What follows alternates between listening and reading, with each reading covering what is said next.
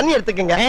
அத தோசைக்கல்ல ஊத்தி அதுக்குன்னு வழக்கமா ஒரு விளக்கமாறு வச்சிருப்பீங்கல்ல? ஆமாங்க. அத அடிப்பக்கமா திருப்பி சரிங்க. வரட்டு வரட்டு வரட்டுன்னு ஒரு 4 இழுப்பு இழுத்து சரிங்க. நல்லா கழுவி விட்டுருங்க. சரிங்க. ஒரு கிண்ண நிறைய மாவு எடுத்து பெரிய ரவுண்டாவும் இல்லாம சின்ன ரவுண்டாவும் இல்லாம சரிங்க. பொதுவா ஒரு ரவுண்ட ஊத்தி 4-5 வெங்காயத்தை போட்டு அள்ளி பொடி பொடி பொடியா நறுக்கி அப்படியே மேலாப்ல பரபரன்னு தூவி விட்டு சரிங்க.